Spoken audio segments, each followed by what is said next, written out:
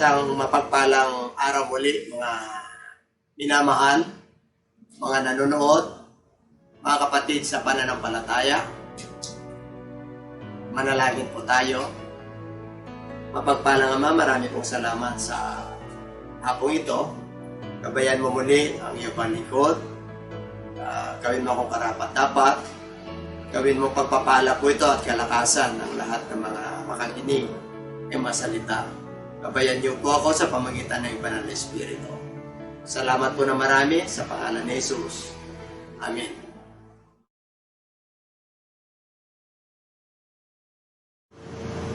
Our subject for this afternoon, our general Bible study, is the deity of Jesus Christ. The book of Micah, chapter 5, verse 2.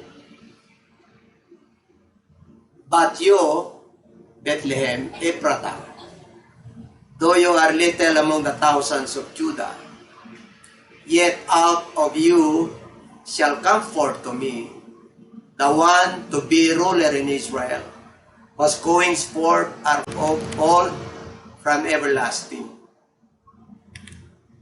Kaya sabi niya, ikaw Bethlehem Ephratah, maliit upang mapabilang sa mga angkan ng Juda, mula sa iyo ay lalabas para sa akin ang isa na magiging pinuno sa Israel, na ang pinagmulan ay mula ng una, mula ng walang hanggan.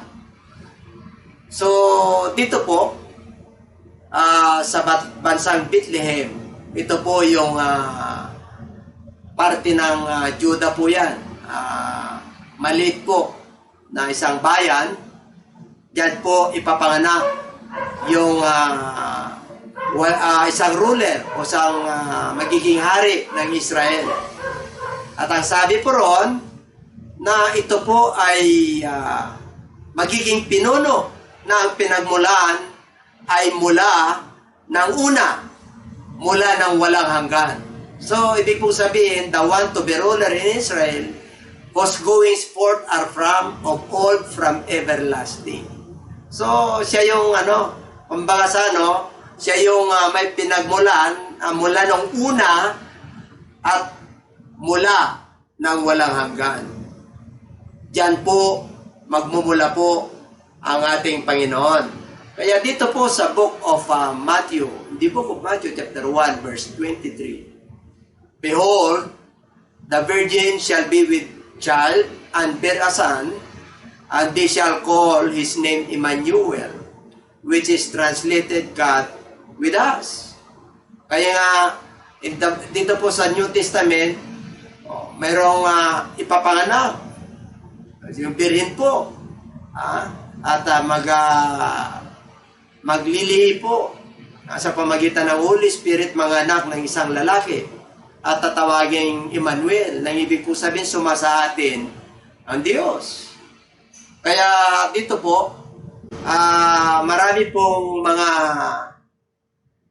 kaisipan patungo po sa pagdating ng ating Panginoon, na si Jesus Christ lang daw po ay isang anak ng Diyos. Tama po yun. At ang akala po ng iba, yung kanyang office o yung kanyang ginampanan ay yung pagkaanak lang ng Diyos. Pero sa totoo lang po, dito po sa papag-aralan po natin, Jesus is the one God incarnate. Okay. Pag sinabing incarnate, make manifest. Embodied ang tawag po dyan. Nagkatawang tao, nagkalaman. So dito po, in the book of Isaiah, chapter 9, verse 6, for unto us a child is born, unto us a son is given, and the government will be upon his shoulder. And his name will be called Wonderful, Counselor, Mighty God, Everlasting Father, Prince of Peace. So, nahula na po, noong panahon po ni Isaiah, na itong ipapanganak na isang lalaki ay yung pamamahala ay sa kanyang balikat. At yung kanyang pangalan ay kamangha-mangha at nakapayo, makapangyarihang Diyos, walang hanggang Ama at prinsipe ng kapayapaan. Kaya dyan makikita po natin na napakatakila ang ating Panginoon. Itong deity of Jesus Christ, the divine nature o pagka-Diyos ng ating Panginoon, mula pa po, nandun na talaga.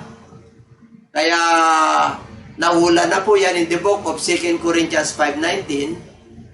That is, that God was in Christ reconciling the world to Himself, not imputing their trespasses to them, and has committed to us the word of reconciliation. So, sa makatwid, kay Kristo ay pinagkasundo ng Diyos ang sanlibutan at ang kanyang sarili, na hindi ibinilang sa kanila ang kanilang mga kasalanan at ipinagkatiwala sa amin ang salita ng pagkipagkasundo. So, siya po yung namagitan, no?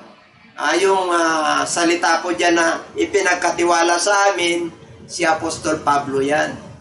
Siya po ang sumulat sa mga taga-Korinto, sa mga iglesia ng mga taga-Korinto. Kaya dito po, napakaliwanag po na talagang ang Panginoon Diyos mismo sa pamagitan ng ating Panginoon ang nakipagkasundo. No? At para sa magkaganon, tayo po ay pinagkasundo dahil po sa ating mga kasalanan. No? Ibinilang sa kanila ang kanilang mga kasalanan. Kaya dito po at ipinagkatiwala sa amin ang salita ng pagkakasundo. Kaya tuloy-tuloy po yung hanggang sa panahon po natin ngayon, tuloy-tuloy po yung pangangaral. No? Kasi kahit nawala na po yung mga alagad, yung mga apostles, yung mga early church po, na nanguna yung tinuruan ng ating Panginoon hanggang ngayon.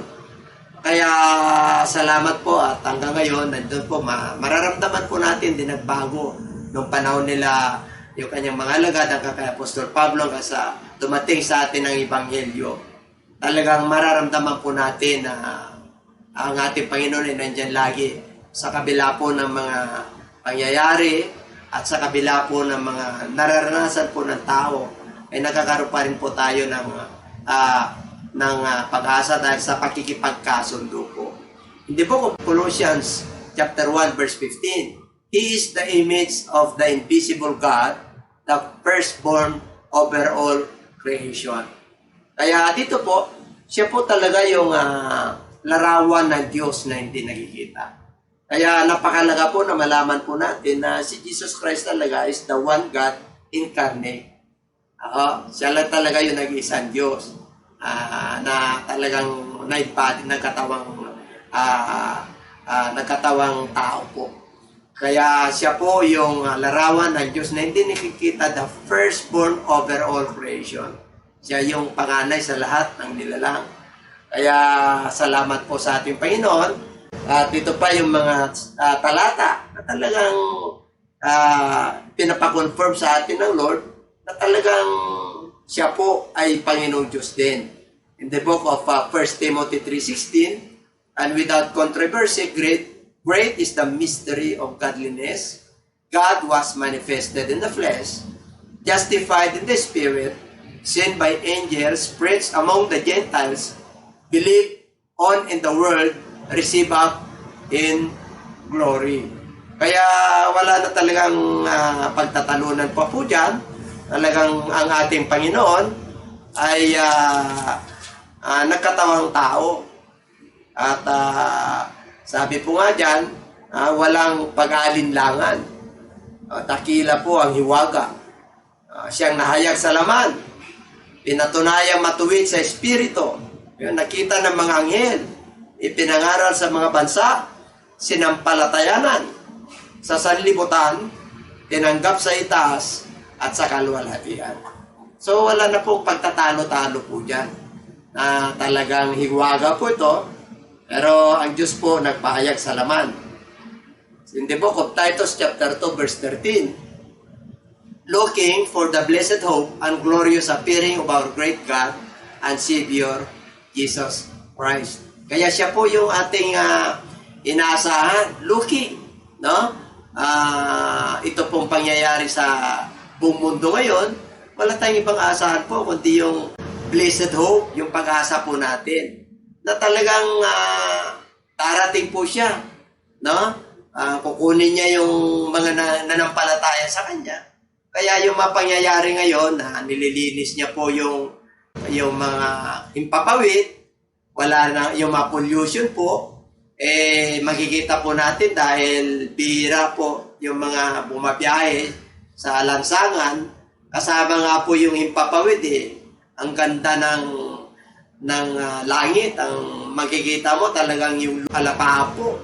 Talaga totoo po yung sabi ng Book of Psalms na heaven declares the glory of God. Kaya makikita niyo yung lockdown na to, marami pong itinulot ito na matutunan po natin. Kaya siya po yung ating inaasahan, appearing of our great God and Savior, Jesus Christ. Kaya darating po siya, nakikita po yan, our great God. O, tingnan niyo po, siya po yung dakilang Diyos at ang ating Panginoong tagapagligtas. Kaya Jesus is the one God incarnate. Okay, punta po tayo sa letter B. The divine nature of Jesus is the Father. O yung kalikasan po ng ating Panginoon. At siya po talaga ay nagpapatunay na talagang hindi niya lang pinakilala yung Ama, na witness niya, kundi talagang bumalik siya sa trono ng langit na siya talaga yung Ama. Maaaring hindi po kayo maniniwala kasi ang Diyos naman po ay walang imposible. Ang Diyos ay kaya niyang magkatawang tao, meram ng katawan kay Maria para tubusin ang sanlibutan kasi makapangyarihang Diyos siya. Kaya niyang gawin ang gusto niyang gawin. Kaya hindi natin po pwedeng limitahan po ang kapangyarihan ng Diyos. Kaya yung iba po, ayon sa kanilang mga pananaw, yung maabot ng kanilang iniisip, pag malalalim na po, huwag nyo na pong tangkain, nabutin pa yun. Sa langit ang Diyos, sa lupa tayo. Sabi po ng Bible, yung mga malalalim, sa Kanya na lang po yun. Huwag na nating, kung hanggang doon lang po yung mga hiwaga na binigay sa atin ng Lord, the mystery has already been revealed. Ang sabi po doon, na ang hiwaga ay nahayag na. Ibig sabihin, pagdating po sa pagka-Diyos, pagdating sa isang Diyos, isang Panginoon, ipinahayag niya na kung sino ang tunay na Diyos. Pinahayag na po kung sino yung Panginoon Diyos sa Old Testament. Ipinangaral niya na po na mayroong nag-iisang Diyos. At nagkaroon po siya ng pangangaral kung paano magpagaling, yung paano maging maayos yung tao, na pinapalayas niya yung mga demonyo, ng karamdaman, mga nagpapahirap sa tao. Kaya nga siya po ay nag-ministry ng more than 3 years para ipakita sa tao na po siya, na hindi lang siya Panginoon na nandito po siya. Kaya nga sabi niya, mas mapalad yung mga nananampalataya sa Kanya na hindi siya nakita. Kaya tayo po yun. Wala naman nakakita kay Jesus Christ na sa panahon po natin ngayon Kahit na picture niya, walang iniwan kasi po, ayaw niya na sampahin siya na mayroong imahin. Ang gusto niya, spirito po siya. Kaya pag sinamba natin siya, yung sa spirito talaga at katotohanan. Ayaw niya na mayroong nilalang na nakikita natin na para sa kanya sasambahin si Luso po ang Diyos.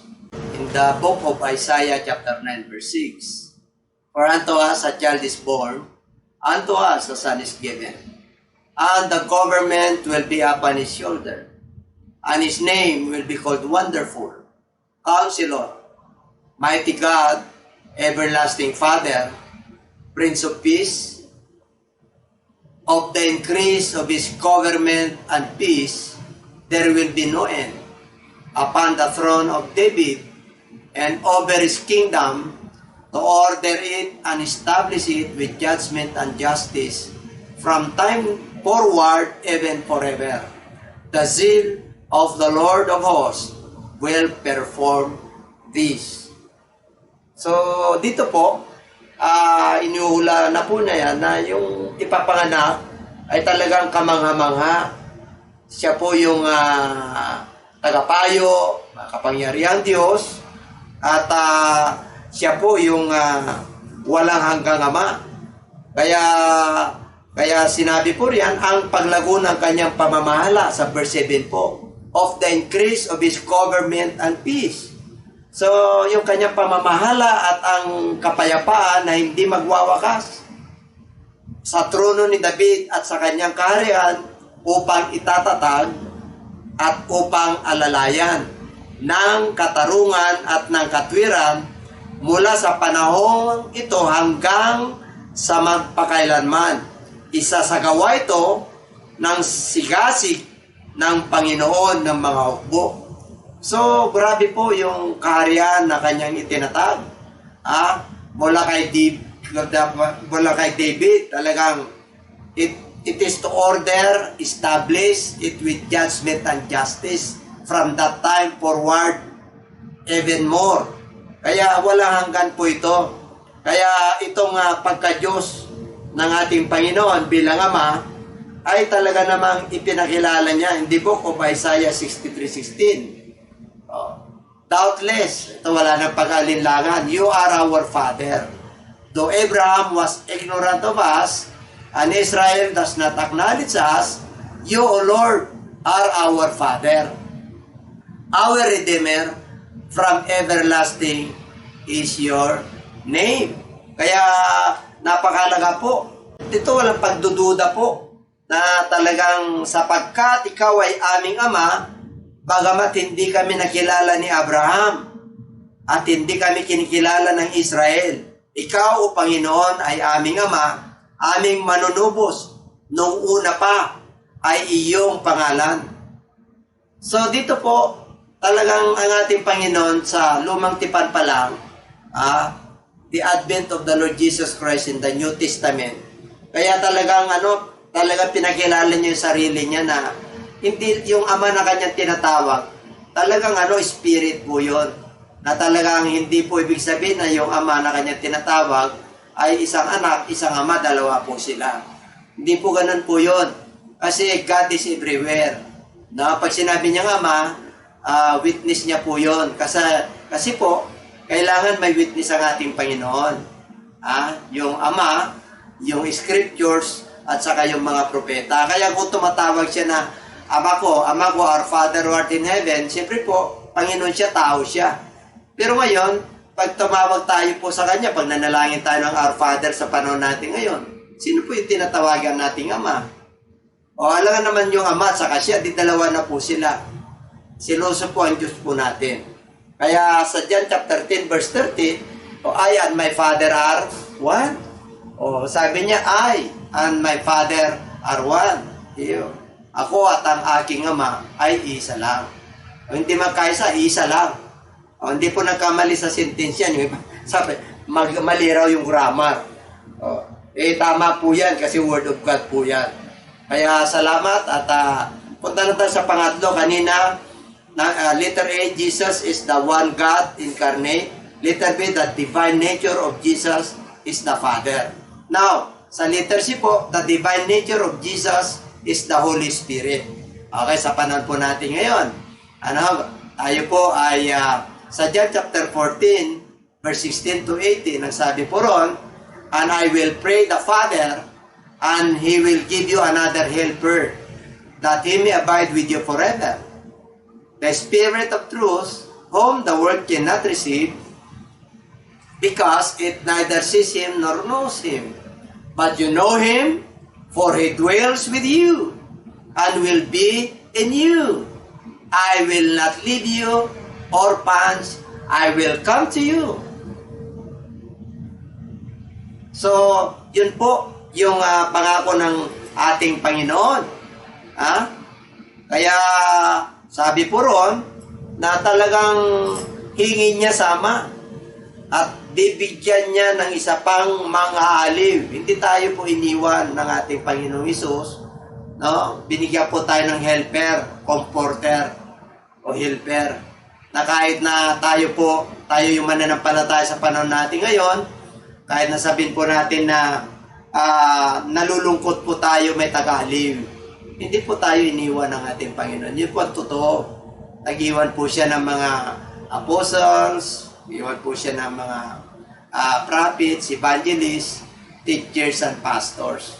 Yun po ang mga katuwang po para si katitibay po ng Iglesia.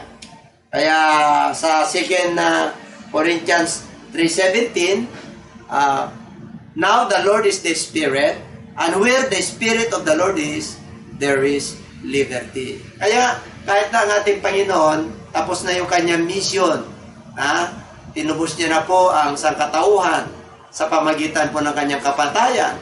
O yung Holy Spirit niya, mararamdaman po natin hanggang ngayon pag tayo po ay sumusunod ang mga palatandaan na ikaw ay mananampalataya. And these signs are follow them that believe. They shall cast out demons.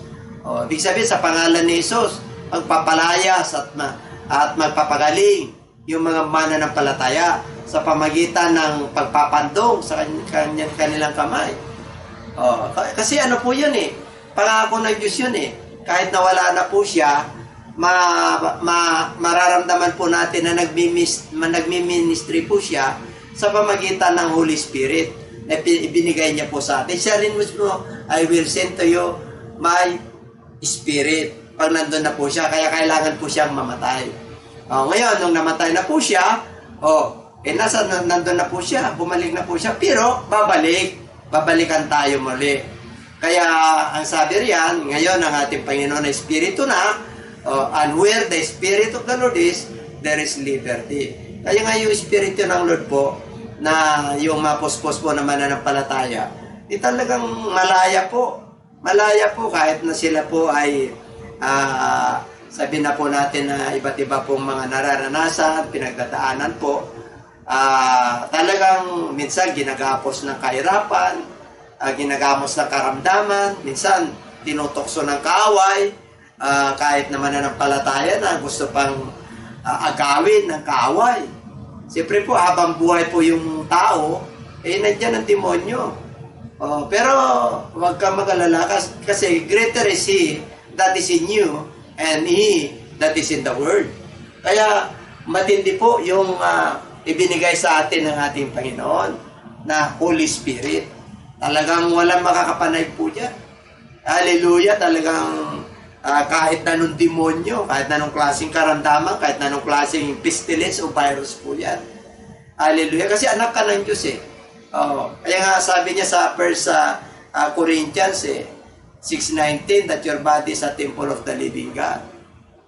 Kaya ayaw talaga ng Lord na sirain. Kasi ito po na yung templo niya Yung Holy Spirit niya nandito na po Dinubos niya na po ito. Dati po talagang sakitin din po ako. Pero sa tulong ng ating Panginoon, nung ako'y naging mananampalataya na lalo na nung talagang malalim na yung relasyon ko sa Kanya, matibay, matatag po. Kahit na papaano po, talaga namang may guide ka, mapapatnubayan ka sa buong katotohanan. Pangako niya po yan I will guide you in all truth. Kaya pag ikaw ay sumusunod sa Lord, unti-unti po, habang sumusunod ka, talagang binibiyayaan ka ng karunungan, katalinuhan, kung paano mo i-handle yung karaniwang ginagawa ng tao. Siyempre, tao pa rin po tayo. Meron tayong pamilya, meron tayong ginagawa sa trabaho, may mga ginagawa po tayo sa ating mga mahal sa buhay. Hindi tayo exempted sa pagsubok at sa mga tukso. Hindi po. Hindi tayo perfecto. Isa lang ang perfecto ang Diyos. But we are going to perfection. Isa lang ang banal ang Diyos, but we are going into holiness.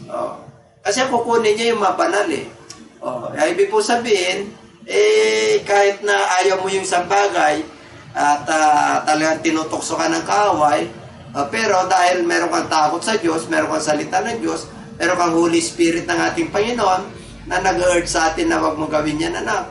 Kasi kakausapin naman po tayo ng ating Panginoon sa pamagitan ng kanyang salita, sa pamagitan ng kanyang Holy Spirit, sa pamagitan po ng mga Bible studies na kagaya nito. O kaya, yun po, the divine nature of Jesus Christ is the Father, the divine nature of Jesus Christ is the Holy Spirit. Now, ang pinaka-conclusion po natin dyan, Jesus is Jehovah. Okay.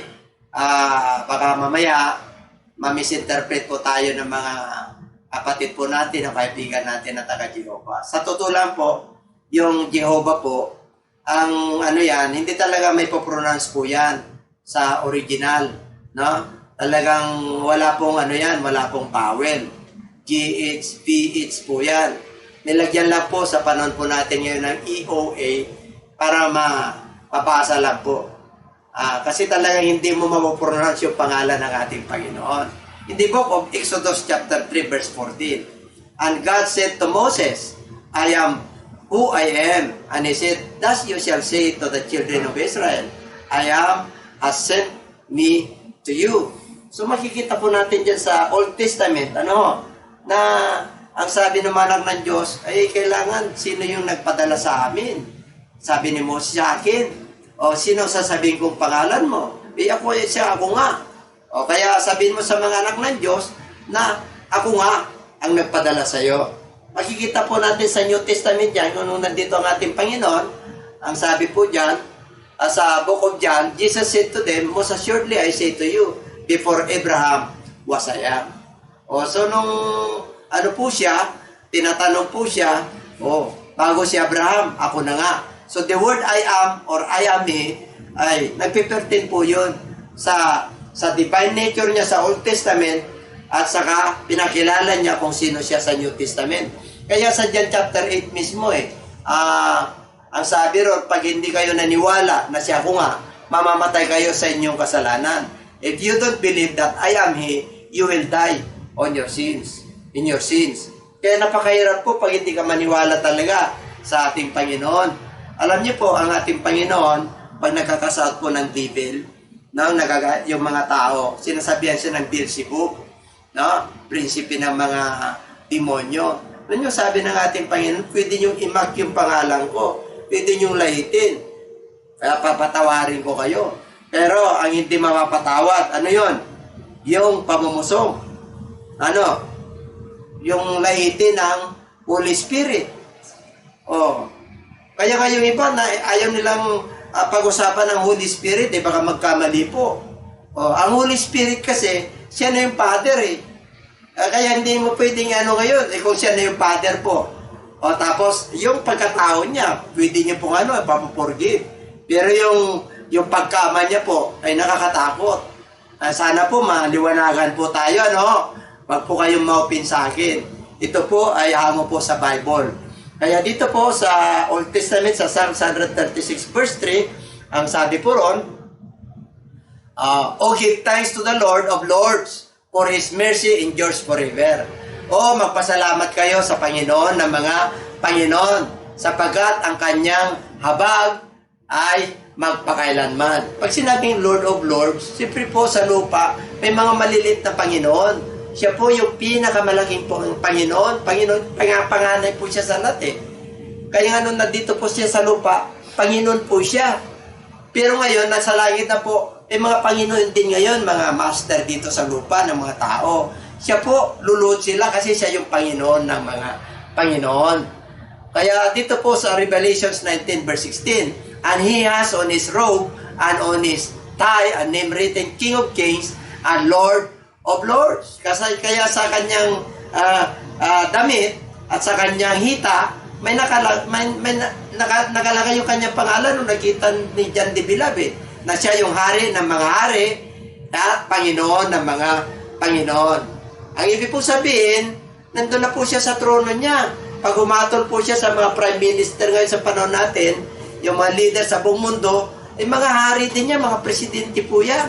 Siya yung pinakahari, hari ng mga hari at Panginoon ng mga Panginoon. Kaya dito po, napatunayan na po minsan na naman itong banal na kasulatan ang pagka-Diyos ng ating Panginoon, the deity or divine nature of Jesus Christ. Kaya sana po, muli, medyo wag po kayong maupin. Ito po ay last of the last days po. maring ginamit po tayo ng ating Panginoon. Maraming ginagamit ang Lord, di lang po ako. Kaya lang sa puntong ito, siyempre po, yung mga nauna na po sa akin, maring marami ng mga napag-aralan, nalaman. Pero itong sinasabi ko po, sa Bible din po ito, at ako po ay naniniwala na tayo po ay tinagabayan po ng banal na Espiritu ng ating Panginoon. At bago po tayo magwakas, sana po mag-subscribe kayo, mag-share nyo po sa iba para kayo mismo maging katulong po na kasi malapit na po darating ang ating Panginoon. Sana po mapagpala po kayo sa hapong ito. Tayo po ay magpasalamat sa ating Panginoon. We praise you and we thank you, Lord, for the blessings, for the spiritual blessings na binigay mo muli sa amin. At tutunan po namin, Panginoon, ang iyong deity, ang iyong pagka-Diyos. Hallelujah! Natutunan po namin na siya talaga yung isang Panginoon. Galing po sa langit at nahula po at nasa trono ka ng kalangitan ngayon at pangako mo na babalik ka, Panginoon. At sa pagbabalik mo yan, ay ikaw ay magkakaroon ng 1,000 years of righteousness na maghari po sa mundong ito. Ay nangyayari po ito sa amin, ito po ay paghahanda sa iyong pagbabalik, Panginoon. Sana po, Panginoon, open up the spiritual understanding, yung mga nanonood, yung mga viewers po namin, yung mga nanonood po sa mga mananampalataya, at kung sino man, Panginoon, ay naghanap pa po ng katotohanan, na i-guide po kami ng buong katotohanan sa pamagitan po ng gabay ng iyong Holy Spirit. So be it, Lord. Gamitin niyo po ang iyong panglikod. Marami pong salamat. At ingatan mo po ang bawat isa. Ilayo sa mga bigat na pagsubok. At Panginoon, ang mga mananampalataya, itong virus na to, na isang araw makaraos po at hindi po sila matatablan nito. Pagkos ang iyong banal na dugo ang siyang magko-cover po, Panginoon, sa mga mananampalataya upang hindi sa po patamaan ng virus na to. Ingatan mo po ang bawat isa at pagpalain mo po sa pangalan ni Jesus, ito po ang aming samot dalangin. Amen.